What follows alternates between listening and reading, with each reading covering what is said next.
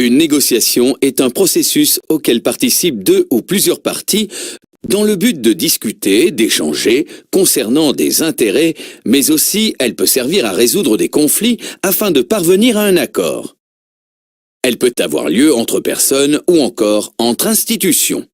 Elle est omniprésente dans une entreprise. Par exemple, négocier avec ses fournisseurs, négocier avec d'autres directions internes pour prioriser, accorder la priorité, un projet et ou obtenir un budget.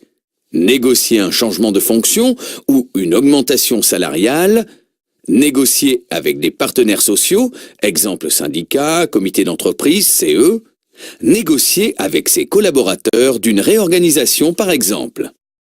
La négociation représente un moyen permettant d'obtenir des autres ce que nous désirons. C'est une forme de communication bilatérale destinée à produire un accord entre des interlocuteurs qui possèdent à la fois des intérêts communs et des intérêts opposés. De la même façon que beaucoup de compétitions se gagnent à l'entraînement, beaucoup de négociations se gagnent en amont.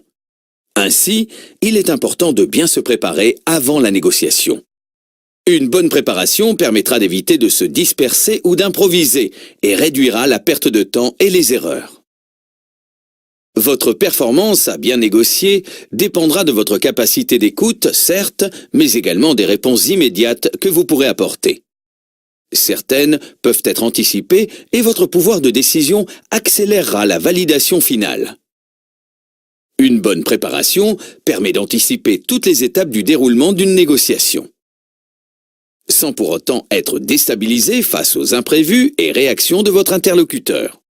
Le temps que l'on y consacre se transforme en avantage lors de la négociation. Vous gagnerez ainsi en assurance, en confiance et l'image de l'entreprise ou du département, business unit, que vous représentez en professionnalisme.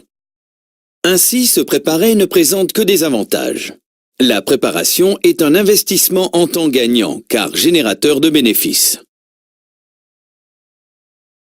Avant de commencer la négociation, il faut toujours considérer les conséquences potentielles de ne pas atteindre un accord. Ainsi, lors de la phase préparatoire d'une négociation, il vous faudra définir votre BATNA, Best Alternative to a Negotiate Agreement. La BATNA détermine la valeur la plus faible acceptable pour vous pour un accord négocié.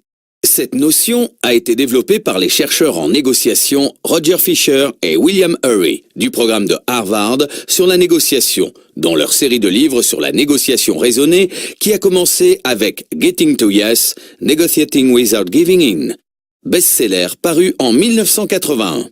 Les deux principaux objectifs de la BATNA sont de protéger le négociateur d'un accord qu'il pourrait être amené à regretter, et aussi de tirer le meilleur parti des atouts qu'il a en main. Saurez-vous replacer les temps forts de la négociation au bon endroit?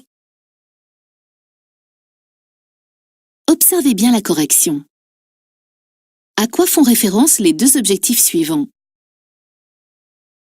Félicitations pour cette bonne réponse.